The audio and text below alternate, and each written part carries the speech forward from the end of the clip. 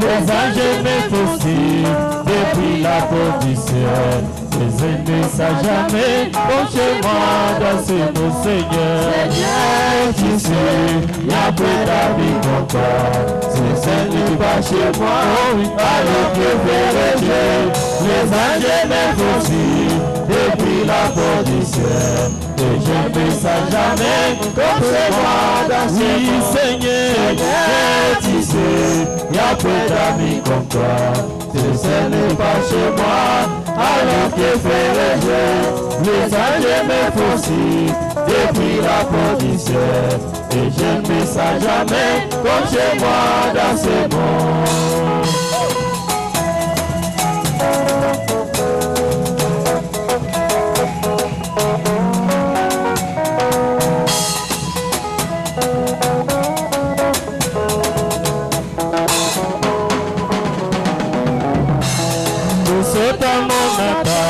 C'est de ce que je sais, il y a le temps avec lui, j'ai dû tout arranger. Dès qu'il est faible et tout, je sais qu'il me soutient.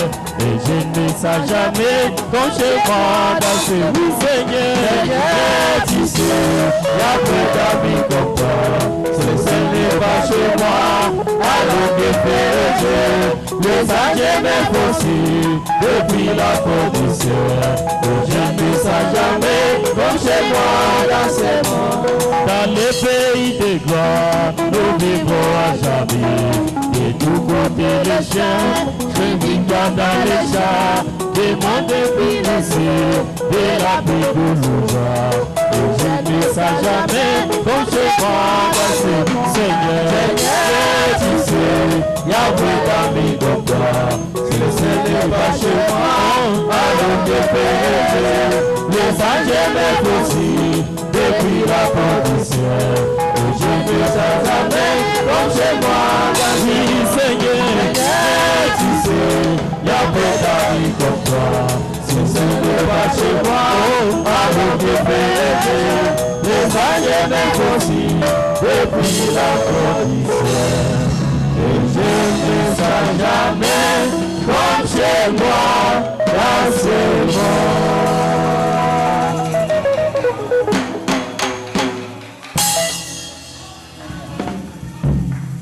Je vous salue ce matin au nom de Jésus-Christ. Nous sommes vraiment heureux de vous voir encore ce matin. D'être venus pour écouter la parole de Dieu. Nous voulons lire la parole de Dieu. Nous allons prendre nos Bibles dans le livre des Nombres. Le livre des Nombres, chapitre 21.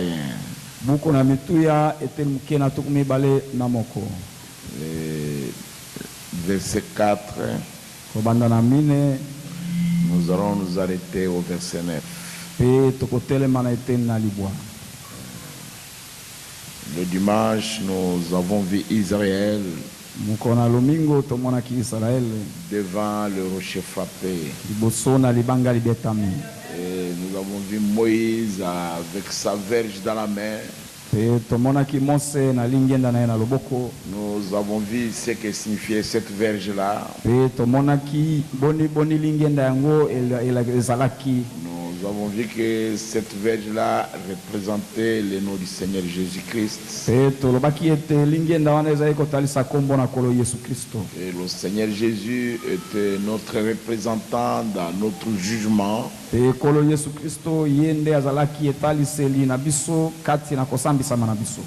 celui qui a pris nos jugements de maladie, nos jugements de souffrance, nos jugements de la mort, les morts de la mort dont nous devions mourir. Il est à la tombe, en enfer où nous devrions aller. Sachant que nous étions incapables de supporter cela. Nous Nous avons vu Israël devant le rocher frappé en train de boire. Et les enfants et les troupeaux. Nous avons montré dans les Écritures que ce rocher-là était Jésus-Christ. Nous avons vu que ce rocher-là suivait Israël. Ce n'était pas Israël qui suivait le rocher, mais c'était le rocher qui les suivait partout. Quelles que soient les circonstances, quand ils avaient soif, ils trouvaient de l'eau à boire. Quand ils étaient affamés, ils allaient dans la fente de ce rocher et ils y trouvaient du miel. Et ils mangeaient et Israël était content. Et nous voyons que nous avons montré que notre Dieu est un Dieu qui pourvoit à tout pour nous.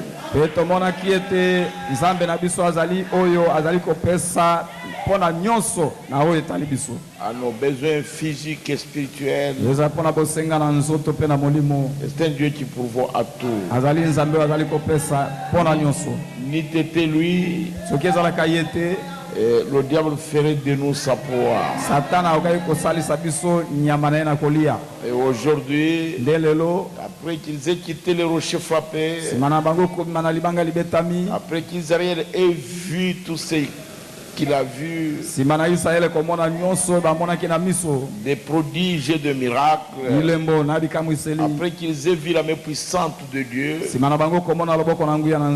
qu'ils aient vu que Dieu continuait à tenir sa promesse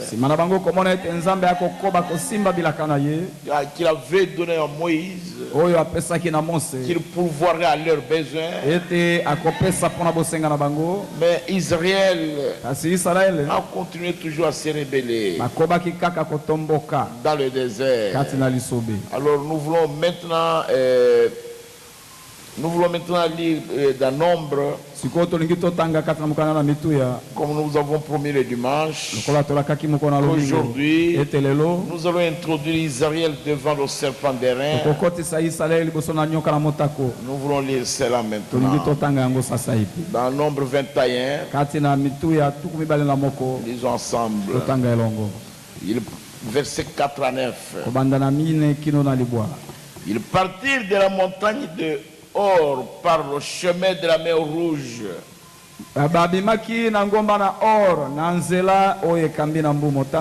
Pour contourner le pays d'Édom. Le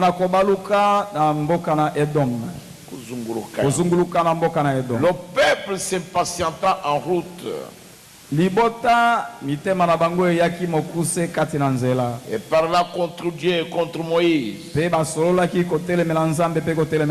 Pourquoi nous avez-vous fait monter hors d'Égypte? Pour que nous mourions dans le désert. Car il n'y a point de pain. Il n'y a point d'eau. Notre âme est dégoûtée de cette misérable nourriture.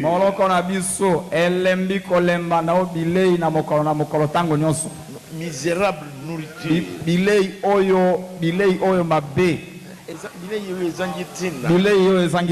Et cette nourriture qu'il critique là, c'est la manne. La nourriture d'ange. C'est terrible. Alors l'Éternel envoya contre le peuple des serpents brillants. Ils mordirent le peuple. Et il mourut beaucoup de gens en Israël. Ils avaient exagéré. Avant de traverser la mer Rouge, ils se sont rebellés. Après avoir traversé la mer Rouge, ils sont arrivés aux eaux de Mara. Et ils se sont rebellés. Quand ils sont arrivés dans le désert de Sin, ils se sont aussi rebellés parce qu'il n'y avait pas de nourriture. Et Dieu leur a donné ça. Après ça, ils se sont rebellés parce qu'il n'y avait pas d'eau. Mais qu'est-ce que vous voulez? Et Dieu leur a donné de l'eau. Et Dieu les a contournés là-bas. Et ils sont passés par la montagne d'or. Alors là, ils se sont encore impatientés. Alors Dieu a dit, ils doivent être punis. Je répète le verset 6. Alors l'Éternel envoya contre le peuple des serpents brillants. Ils mordirent le peuple et il mourut beaucoup de gens en Israël. Le peuple vint à Moïse et dit, nous avons péché car nous avons parlé contre l'Éternel et contre toi. Prie l'Éternel afin qu'il éloigne de nous ces serpents. Moïse pria pour le peuple. L'Éternel dit à Moïse, fais-toi un serpent brillant et place-le sur une perche. Quiconque aura été mordu et le regardera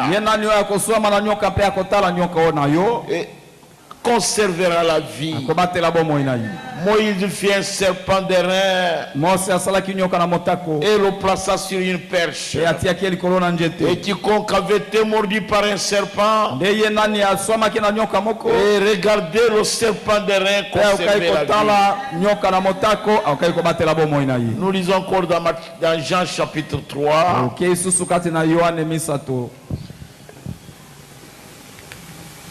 Lisons Jean chapitre 3. Ici au verset 14. Et comme Moïse éleva le serpent dans le désert, il faut de même que le Fils de l'homme soit élevé, afin que quiconque croit en lui ait la vie éternelle. Car Dieu a tant aimé le monde qu'il a donné son Fils unique, afin que quiconque croit en lui ne périsse point,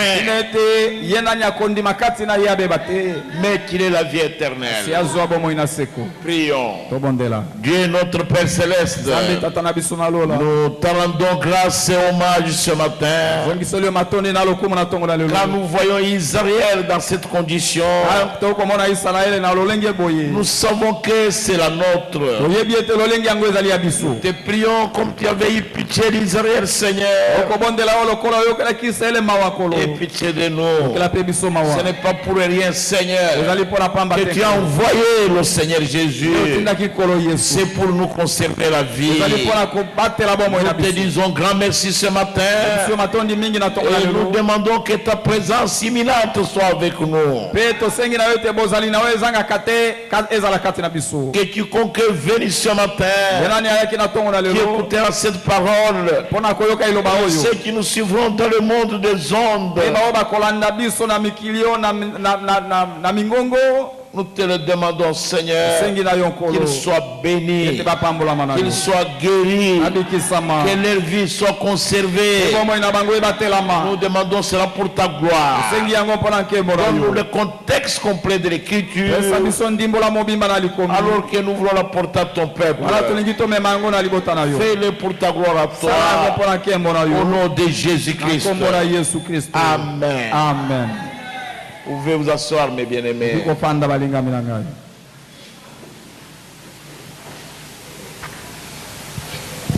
Nous sommes en train d'examiner les étapes du voyage et du pèlerinage des enfants d'Israël. Et dans le naturel, et nous sommes dans le spirituel. Et c'était, nous sommes retournés jusqu'à Abraham, à Isaac, à Jacob et à Joseph. Et nous les avons amenés à l'esclavage en Égypte. Et nous les avons vus là-bas. Et le Seigneur nous a bénis en voyant toutes ces choses. Et ils ont duré là-bas 400 ans. Et nous les avons vus sortir de l'esclavage de l'Égypte jusqu'à la mer Rouge. Et nous les avons conduits jusqu'à la traversée. Et nous sommes allés avec eux jusqu'aux eaux de Mara. Et nous les avons vus ramasser la manne dans le désert. Et nous les avons retrouvés le dimanche devant le rocher frappé. Là où nous avons vu Dieu lui-même se tenant sur le rocher d'Horeb. Et c'était Dieu lui-même qui avait porté le fardeau du peuple. Nous avons vu comment Dieu a donné l'ordre au prophète. Il dit Moïse, je vais marcher devant toi. Je me tiendrai sur le rocher. Et toi tu frapperas le rocher. Il avait détourné toute l'attention du prophète sur le peuple.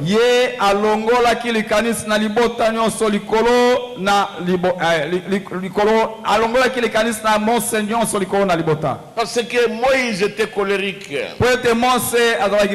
S'il a agité sa verge sur le peuple, les gens devraient mourir. Et Dieu lui dit Moïse, je marche devant toi. Je vais me tenir sur le rocher.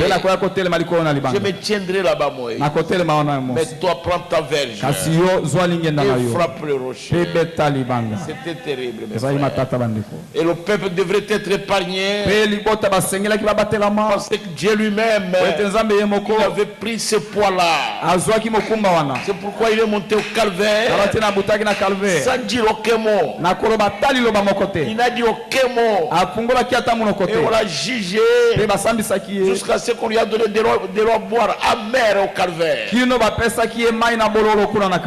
Et il était calme jusqu'à ce qu'on a percé sa côte. Et l'eau et le sang coulaient. Alors quand il voulait expirer, c'est alors qu'il a parlé. Parce que l'esprit, le grand esprit éternel, le grand logos qui habite en lui, alors ça a commencé à se séparer. Et l'a abandonné maintenant. Et la chair visible, et qui était née de cette femme-là, Marie, a senti le poids du péché, la douleur et la cruauté du péché. Alors il a crié Eli, Eli, Eli, Eli, lama sabachthani. Pourquoi m'abandonnes-tu? Mais quand le grand esprit était là, la couronne d'épines,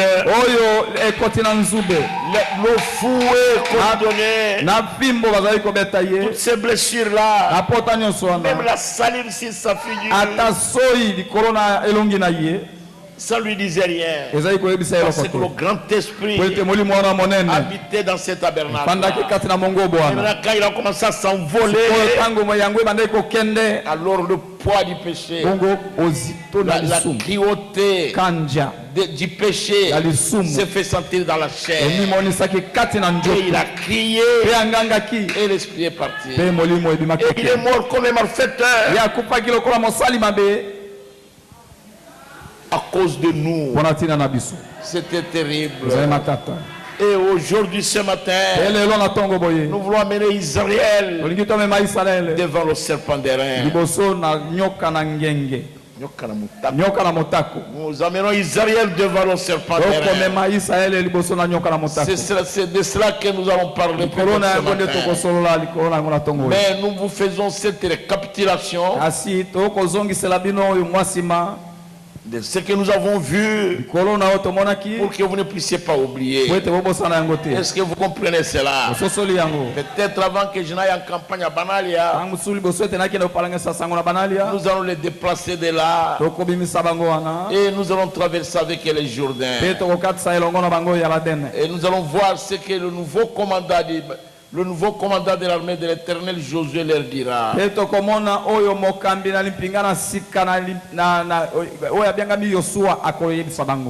Aujourd'hui, c'est le jour où les Écritures sont en train de s'accomplir. S'il y a un serviteur de Dieu, un prédicateur qui a Dieu dans son cœur, et quand il regarde les Écritures, il voit l'état de ce monde. Et si réellement il a le Saint-Esprit en lui, il aura peur. Parce que parfois quand je regarde, je vois ce qu'est le monde, je vois ce que l'église commence à devenir, et je me pose des questions. Est-ce que ce n'est pas Dieu qui sélectionne les gens? Les gens qui étaient bons deviennent mauvais. Les gens que nous croyons même qu'ils ont le Saint-Esprit, mais quand vous entendez dire ce qu'ils disent en secret et ce qu'ils font en secret, je me pose toujours des questions. Hier j'avais même des mots de tête dans la soirée, parce que je ne comprends pas. Est-ce que Dieu est en train de sélectionner? Parce que je dois vous le dire clairement. Ici, dans ce message, il n'y a pas de vierge folle. Jamais. Ce qui te double, soit vous avez le Saint-Esprit et vous recevez le Saint-Esprit et Dieu vous scelle dans le corps de Christ. Et s'il passe là, vous n'irez pas dans l'enlèvement et vous ne serez pas aussi sauvés. Vous n'irez pas au jugement du trône blanc pour être une brebis là-bas. Jamais. Ici c'est qui te double. Entre les deux, si vous ne recevez pas le Saint-Esprit et que Dieu ne vous sert pas dans son corps, c'est terminé pour vous. Vous allez rester et vous serez un bois pour le feu.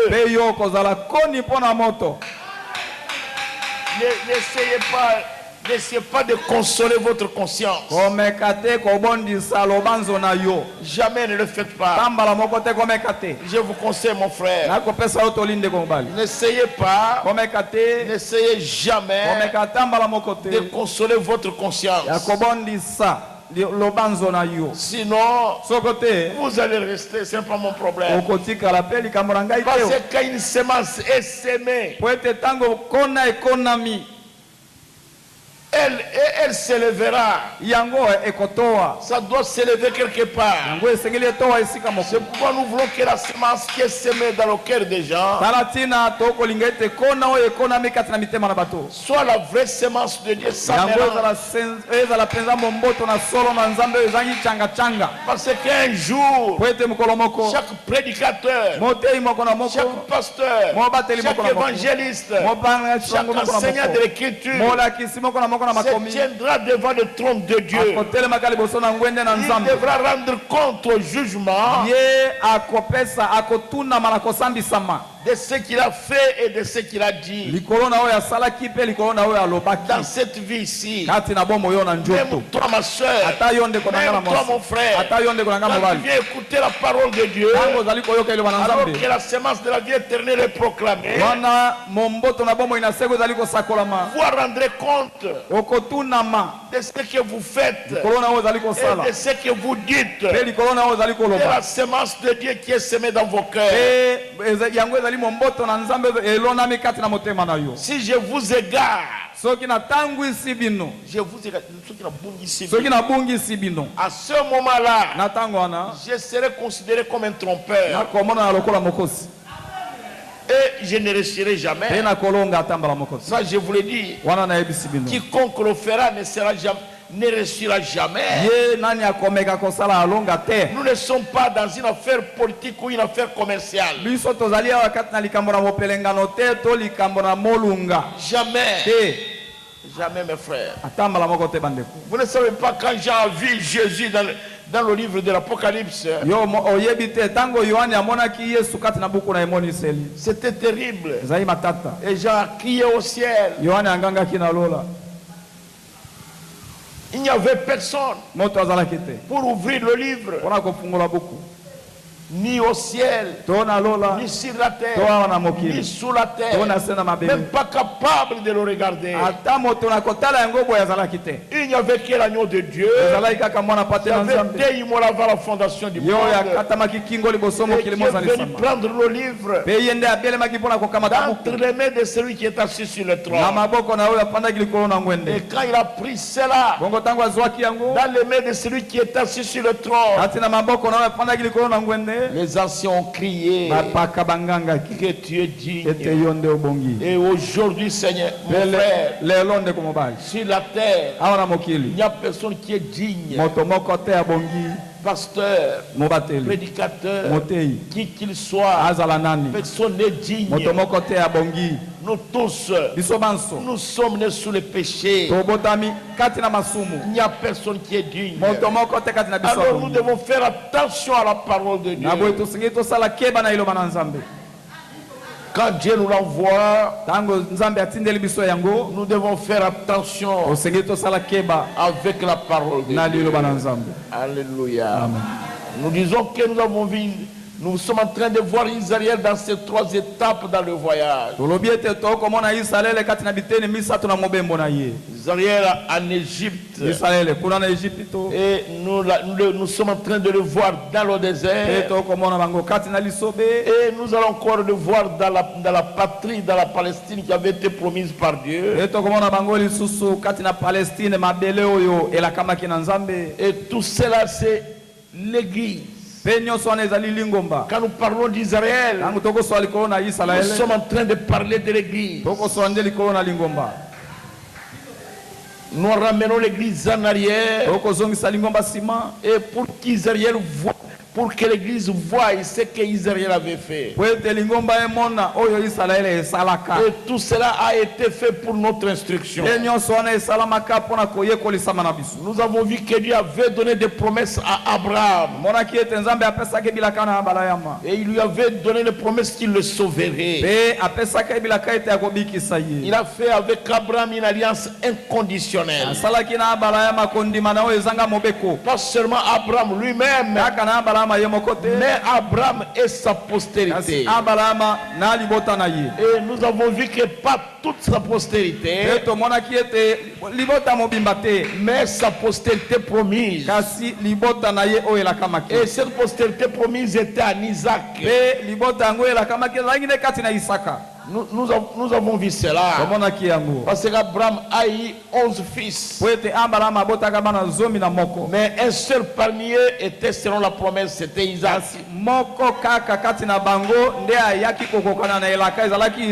C'est pourquoi Paul dans Romains 9 dit que tous ceux qui sont nés d'Israël ne sont pas Israël.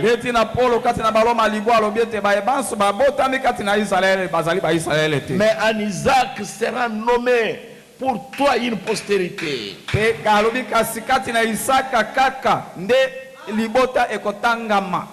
Parce qu'Isaac représentait Jésus-Christ.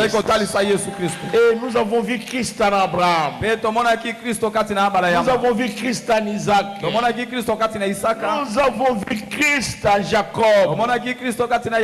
Et nous avons vu Christ en Joseph. Et nous avons vu Christ en Moïse. Donc dans tout l'Ancien Testament, c'est Christ. Dans tout c'est Christ. C'est pourquoi le prophète dit, si vous lisez la Bible, de la Genèse à l'Apocalypse, et vous ne voyez pas Jésus-Christ, et reprenez la lecture, vous n'avez pas bien lu. Est-ce que vous comprenez? Nous avons étudié le livre de l'Exode.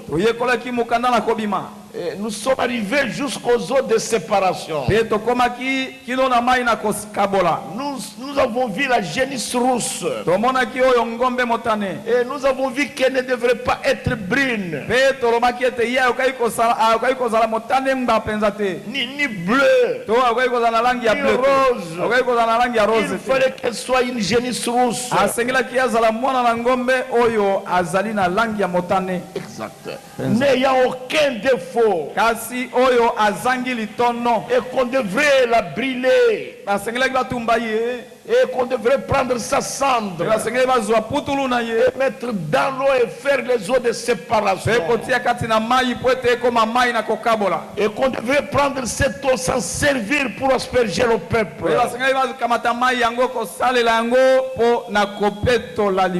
On devrait asperger ça sur le peuple. Parce que le peuple avait péché. Et parce qu'ils étaient sortis du camp. Nous avons vu comprenez l'hysope et le bois de cèdre et pour pouvoir asperger le peuple. Et tout cela a été mis ensemble, même le bois du tabernacle, sur l'autel d'airain et sur la cuve d'airain. Et tout cela, c'est là où on mettait le pain de proposition. Et tout cela est en train de pointer vers Jésus-Christ. Parce que c'est en Christ que nous sommes parfaits. Et cette génisse rousse représentait le Seigneur Jésus. Regardez, il est dit qu'il doit être sans défaut. Même avant de le brûler, il devrait être examiné. Vous voyez tous ces types-là. Même quand il y a Moïse de prendre un agneau, de l'immoler, de prendre son sang et mettre sur les poteurs et les linteaux.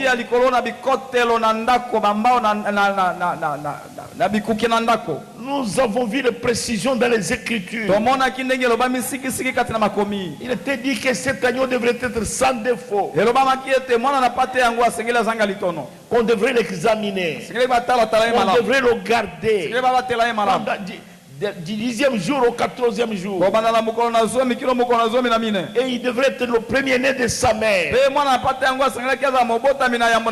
Et toutes ces choses, ça pointait vers Jésus-Christ. Je ne sais pas si vous comprenez cela. C'est Dieu qui nous montrait déjà la vérité du Seigneur Jésus en type.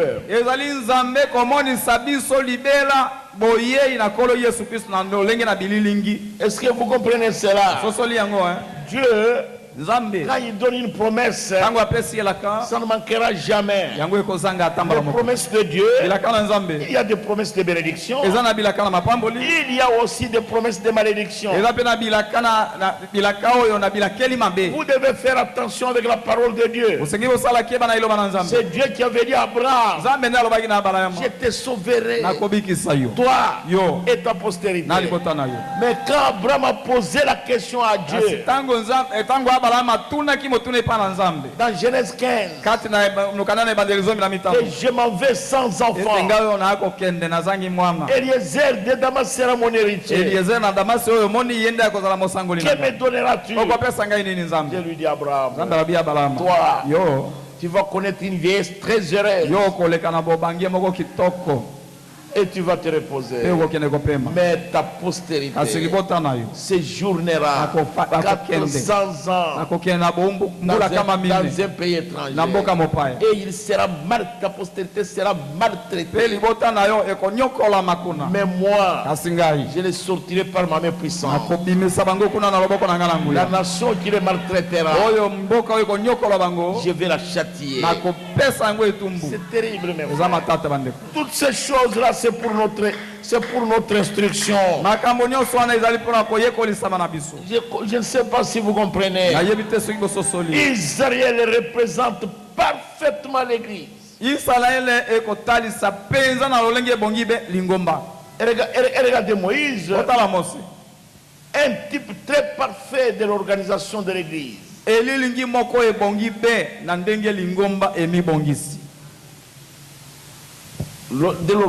L'église qui a manqué Dieu. La dénomination. Il n'y a aucune dénomination qui s'approche de Dieu. Aucune, mes frères. Tu peux me dire tout ce que tu me diras. Là-bas on parle en langue. Ici aussi on parle en langue. Ici nous prophétisons. Là-bas aussi on prophétise. Nous prions pour les malades. Là-bas aussi on prie pour les malades. Mais aucune de dénomination ne s'approche de Dieu. Moïse a manqué Dieu. Il est le type parfait des organisations. Dans ses échecs avec Dieu, vis-à-vis de Dieu, c'est Josué, le nouveau commandant de l'armée de l'Éternel, qui a fait passer Israël le Jourdain pour l'amener dans la terre promise. La manière dont Dieu avait agi là-bas, tout allait bien. Ils pensaient qu'ils étaient établis définitivement en Égypte. Mais quand le temps de la promesse s'est approché, un pharaon qui ne connaissait pas Joseph s'était élevé. Et les choses ont commencé à tourner différemment. Parce que le temps de la délivrance approchait. Et le peuple a commencé à gémir et à pleurer. Alors Dieu est descendu pour les délivrer. C'est quand le temps de la promesse approche, c'est alors qu'il a envoyé un homme, un enfant particulier, et qui est né dans des conditions particulières, et qui a été élevé d'une manière particulière. Et la main de Dieu était sur Moïse. Et tout ce qui s'est passé lors de sa naissance, il est né au temps de persécution comme Jésus. Et c'était un enfant qui était né tout juste à propos. Il était né dans le monde pour être un libérateur. Quelles que soient les circonstances, Moïse devrait être un libérateur. Moïse ne voulait pas être Moïse. Ce n'est pas lui qui a voulu l'être. C'est Dieu qui a voulu qu'il soit ainsi. Mes frères, mes soeurs, il y a des gens dans ce monde qui sont prédestinés à faire certaines choses. Et si vous essayez de limiter, vous ne réussirez pas. Vous deviendrez un échec. Moi, je vous dis la vérité. C'est la parole de Dieu. Moïse ne voulait pas être Moïse. Même Joseph, dans ses songes, ce n'est pas lui qui voulait ça. Mais c'est Dieu qui voulait ça. Parce que Dieu avait un plan. Pourquoi Dieu n'avait pas pris son grand frère Ribin? Parce que tous c'était les fils de Jacob. C'est pas Joseph qui le voulait. Pourquoi il n'avait pas pris Siméon? Pourquoi il n'a pas pris Gad? Pourquoi il n'a pas pris Azer? Pourquoi Dieu ne pouvait pas prendre Nephtali? Ou Zabulon? Ou Ephraïm? Non, Dieu ne voulait pas les prendre. Dans sa prédestination, c'était Joseph qui devait voir ces songes-là. Et Moïse, il est né libérateur. Il est venu dans le monde pour être un libérateur. Est-ce que vous comprenez cela? Il était né pour être un législateur. Est-ce que vous comprenez, mes frères? Mais Moïse, il est monté sur la montagne. Même une chèvre, aucun animal ne peut même pas s'approcher au bord de la montagne. Parce que l'Éternel était descendu. Et il y avait un feu. Et la montagne était en train de trembler. Et sur la montagne, il y avait des trompettes. Il y avait des éclairs. Et il y avait des tonnerres. Tout le monde était loin de la montagne. Il disait, Moïse, que Dieu te parle. Et tu viendras nous parler. Mais quand Moïse est venu, il est entré immédiatement dans ce feu-là. Et il est allé là-bas. Et il a ramené les lois. Et les lois, c'était une table. Et c'était c'était écrit par les doigts de Dieu. Et Moïse a amené ça. Et il a entendu un cri dans le camp. Il a prêté l'oreille. C'est quel cri ça? Est-ce qu'on est en train de célébrer l'Éternel?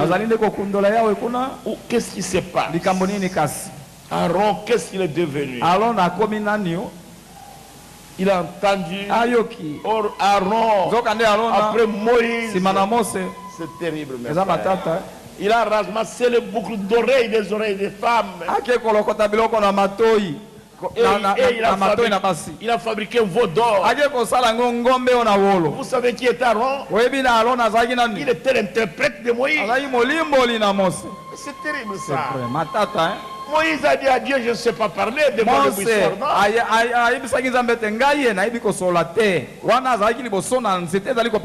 Et Dieu lui dit, va, ton frère Aaron va t'arranger. Lui va t'interpréter. C'est lui qui était l'interprète. Moi je ne comprends pas. Un homme qui était très proche de Moïse. Et c'est lui qui a dit au peuple, on ne sait pas ce que c'est Moïse est devenu. Et il a ramassé les boucles. Et il a fabriqué un veau d'or. Et il a dit au peuple, voici votre Dieu qui vous a fait sortir d'Israël. Je vais vous poser la question. Israël n'a pas dansé? Ils ont dansé. Ils étaient en train de danser, en train de sauter. Et devant le veau d'or. Est-ce que le veau d'or était Dieu? C'est le veau d'or qui avait ouvert la mer rouge. C'est le veau d'or qui leur avait donné la manne. Est-ce que c'est le veau d'or qui leur avait donné des rois bois? Mais Israël, ils ont dansé là-bas. Moïse a dit, mais c'est quoi? Quel bruit j'entends? Au fur et à mesure qu'il s'approchait, oh Moïse, il a regardé au milieu d'Israël. Il avait un veau d'or. Vous savez qui était devant? C'était Aaron. Avec son sifflet. Il sifflait et il dansait. Moïse a regardé. Il dit c'était le peuple est mort. J'ai fait un travail inutile. Et il a pris les tables. Il a jeté par terre. Et il les a cassés. Et Dieu l'a rappelé à la montagne. Moïse était un type parfait de l'organisation de l'église, de la dénomination, qui a abandonné la loi, qui a abandonné Dieu et qui s'est attaché au credo. C'est pourquoi Dieu nous a fait sortir de là.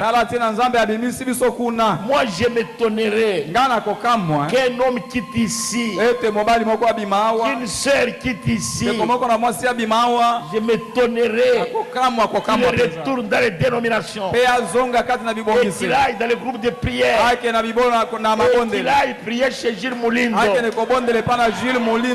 Et c'est une personne comme celle-là, elle est tombé très bas. Je vais vous poser la question. Qui de vous, mes soeurs, qui de vous, mes frères, a déjà entendu Gilles Moulindo prier au nom du Seigneur Jésus-Christ? Jamais. Ça signifie que ce n'est pas une église chrétienne. C'est un club.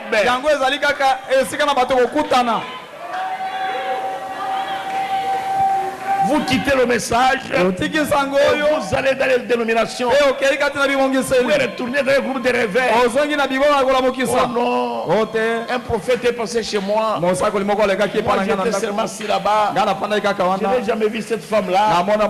Et elle est passée. Elle m'a dit, je t'ai vu dans la nuit. J'ai vu seulement comme, je t'ai vu comme tu es habillé là. Voici ce qui se passe. C'est ça. C'est ça.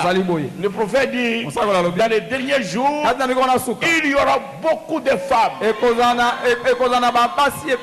de prophétesses.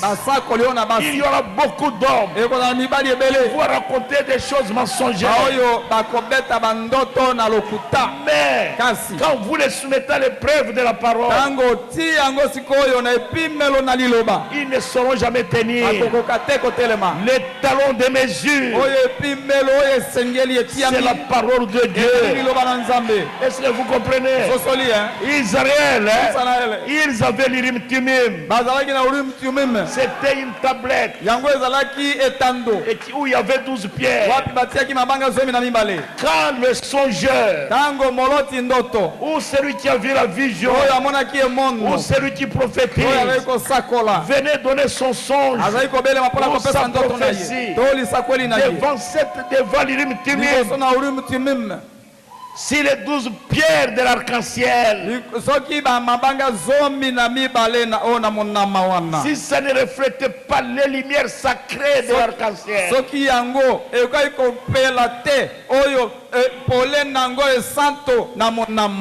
alors le songe était faux, la vision était fausse. C'est pourquoi j'ai des difficultés souvent avec les vases. Quand la prophétie vient de Dieu, ça doit être à 100% vrai. Parce que Dieu ne peut pas se tromper. Oh, ce qu'il a dit ici, c'est vrai. Mais ça ici, ce n'est pas vrai. Ça ne vient pas de Dieu. Oh non, parce que ça c'est vrai, mais ça ne peut pas être à moitié vrai et à moitié faux. Jamais.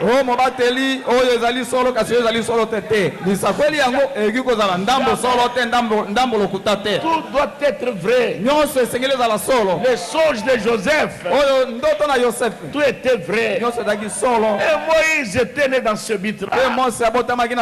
Ce n'était pas la volonté de Moïse. Jamais. Ce n'était pas sa volonté. C'était Dieu qui avait fait de lui comme ça. Un libérateur, un législateur. Il était le type parfait de Dieu. Il était le type parfait. Je ne sais pas si vous comprenez. Et le défaut de Moïse,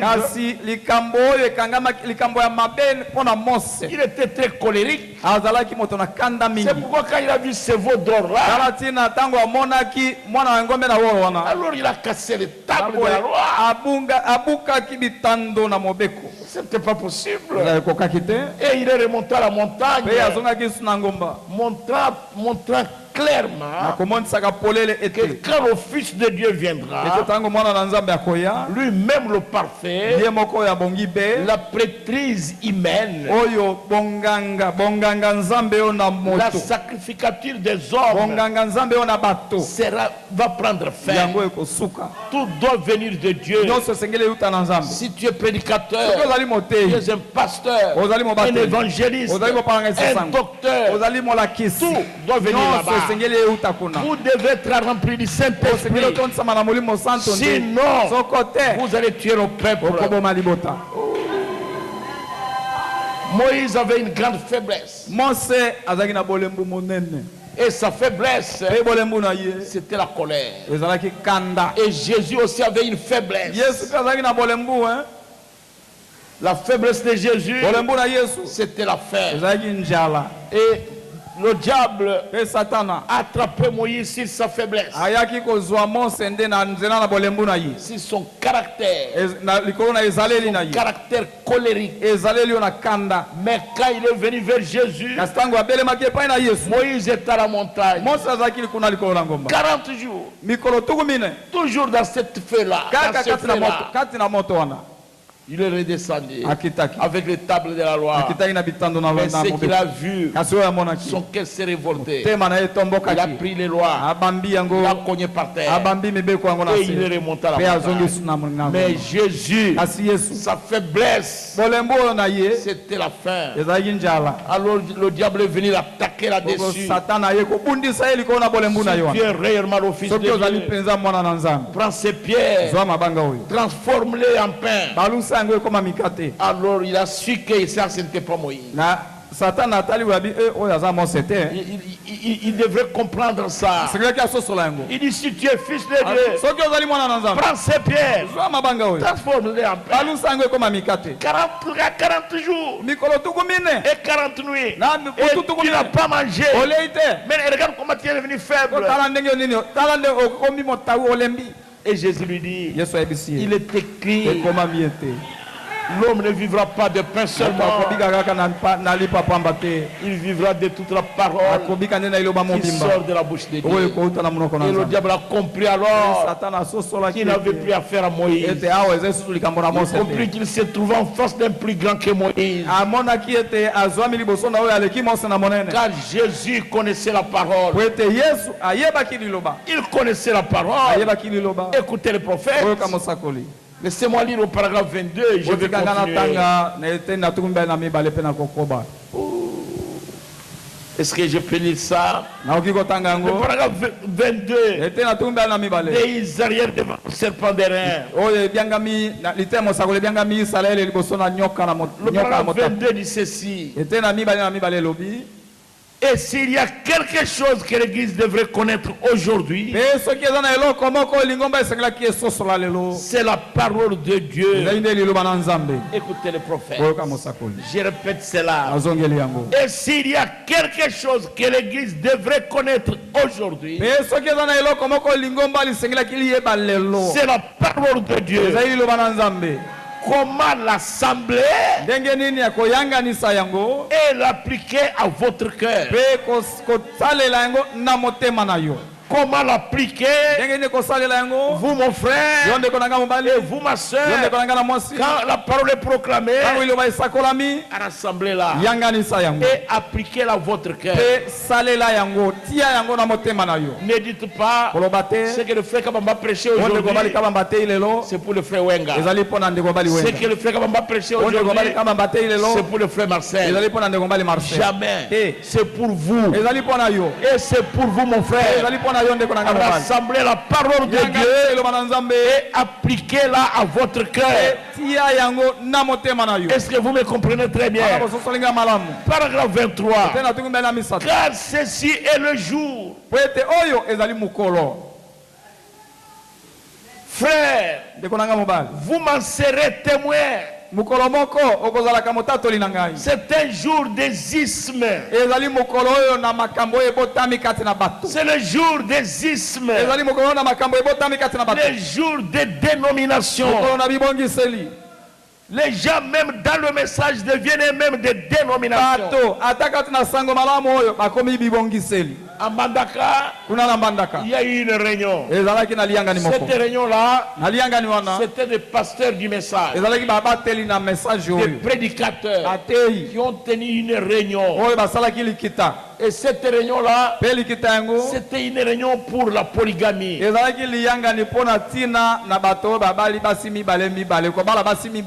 Comme j'irai en campagne à Banalia, je vois une jeune dame là-bas. J'ai dit cette jeune dame est trop jolie. Alors je peux la prendre. Elle devient encore ma femme. Alors que Bija qui est dans la maison, et je vais encore prendre une à Banalia. Ça c'est une dénomination. Tout ce qui est en dehors de ce message, c'est une dénomination. Aujourd'hui, il y a la dénomination des branhamistes. Il y a cette dénomination-là. Le frère Branham, en son temps, les gens commencent à baptiser en son nom. Et le frère Branham a dit, si c'était des païens, je ne me dirais rien. Mais des chers frères qui croient ce message, qui m'aiment, qui font des choses comme ça, une histoire comme ça, ça me sortirait du ministère. Et ils seront responsables de chaque âme que je devrais gagner.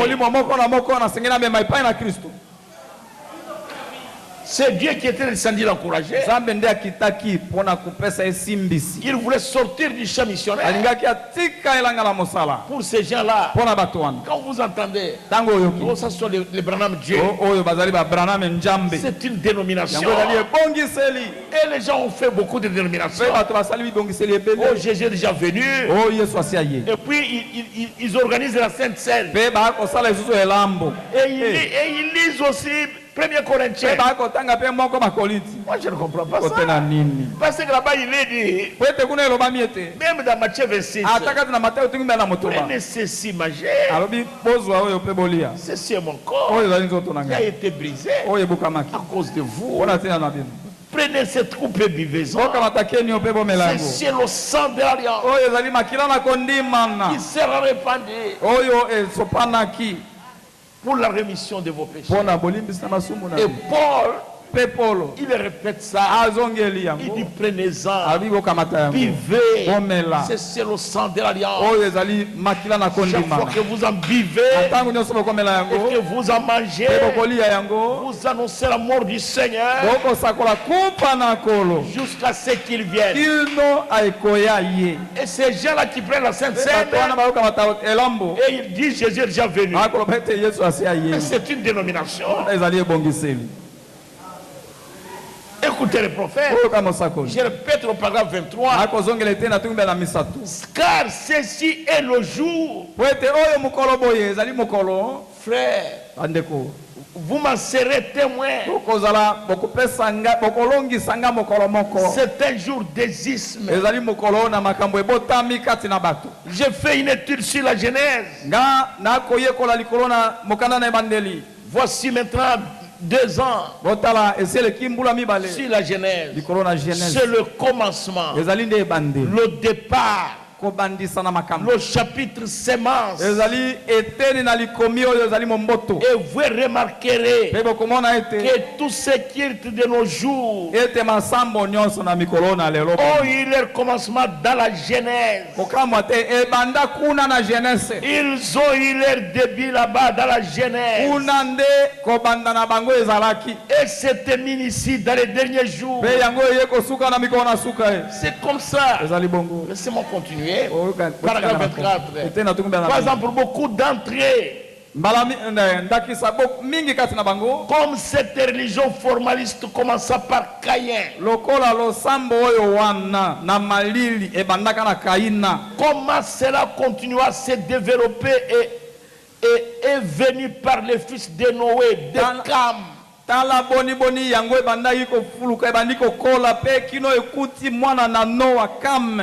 De Kama Nimérode. Pe Kama ebimina Kama ekena Nimérode. De Nimérode construisit la tour de Babel. Pe Nimérode ayeko tonga linongi na Babel. Et Babel s'étend jusqu'au du roi Nebuchadnezzar. Pe Babel ekoli ekei kino na mokonzi Nebuchadnezzar. Et continue jusque dans l'Apocalypse. Pe ekobi kino na emoniseli. Babylone. Babylone. Comment cette petite semence a commencé il y a longtemps à l'est des portes d'Éden.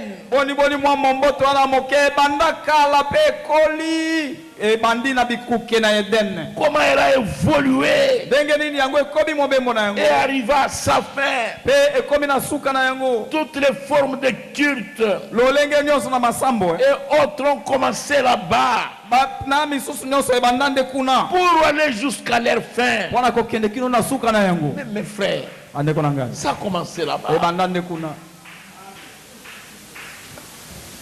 Ça a commencé là-bas. C'est venu du fils de Can. Canaan. Et Dieu n'avait pas maudit Cam. Jamais. Il a dit maudit soit Canaan. Parce que ce n'était pas l'eau. Parce que c'était une mauvaise semence.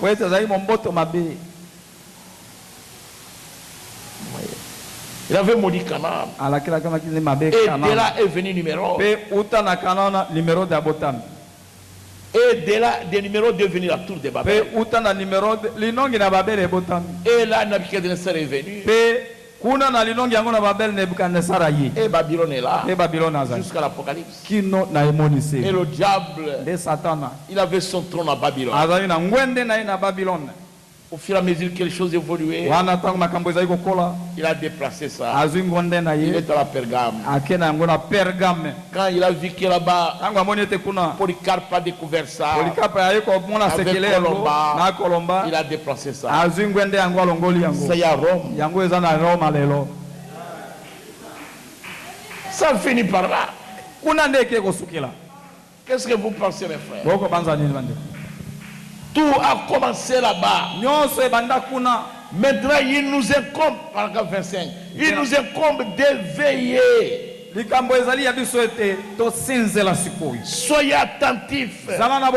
Soyez établis sur la parole. Beaucoup de choses non scripturales se produisent aujourd'hui.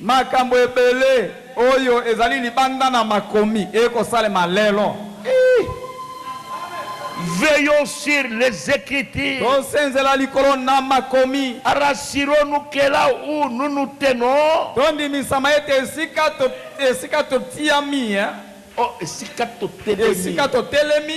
est dans le vrai. C'est ce que nous avons essayé d'enseigner. Oh, j'aime Jésus. Laissez-moi répéter ça. Paragraphe 22. Et s'il y a quelque chose que l'Église devrait connaître aujourd'hui, c'est la parole de Dieu. Comment l'assemblée et l'appliquer à votre cœur. Car ceci est le jour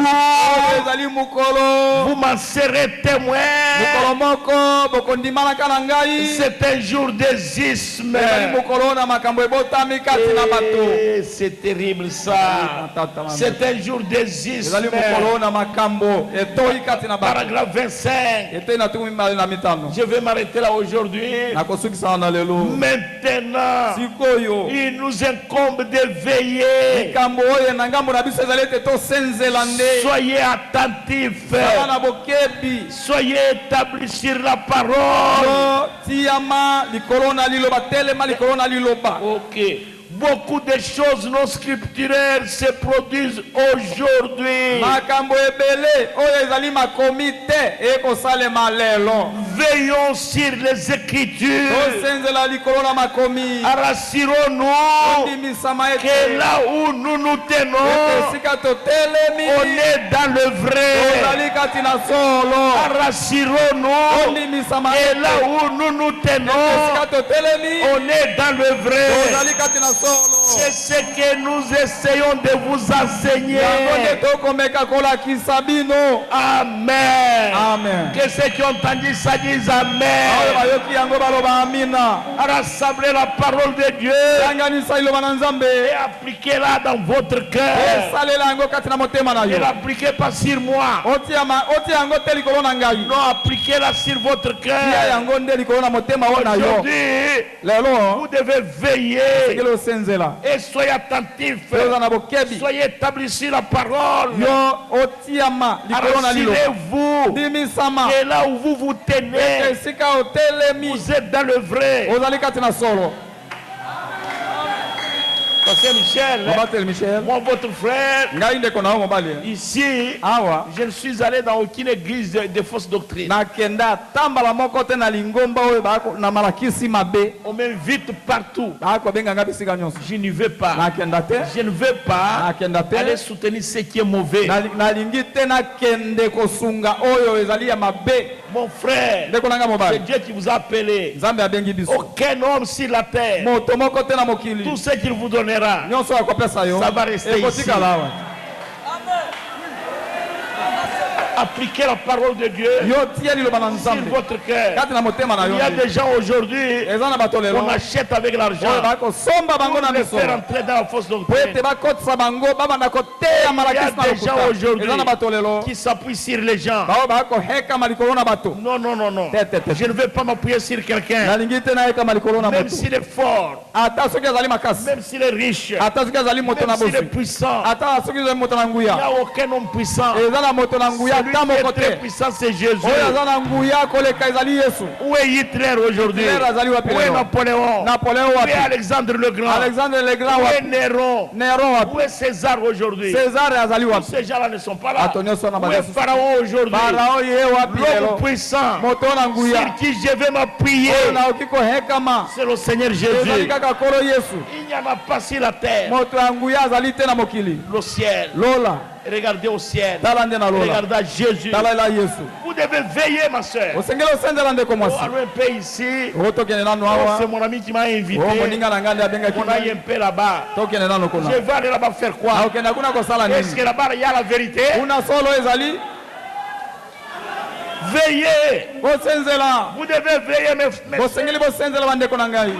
veiller, mes frères. Si là où vous vous tenez, si vous êtes dans le vrai, même quand vous soutenez quelque chose, vous devez savoir est-ce que c'est la vérité ou pas. Moi je ne veux pas entrer dans des choses là où il y a la rancune, là où il y a l'amertume. Non. Je ne veux pas. Je dois être sûr moi-même que je suis dans le vrai. Que Dieu vous bénisse ce matin. Que Dieu vous bénisse. Dieu vous bénisse. Si Dieu veut, nous allons continuer le jeudi. Que Dieu vous bénisse richement. Mettez-vous debout, nous allons prier. Le Seigneur m'aime bon et suprême, le Seigneur même, il est amour.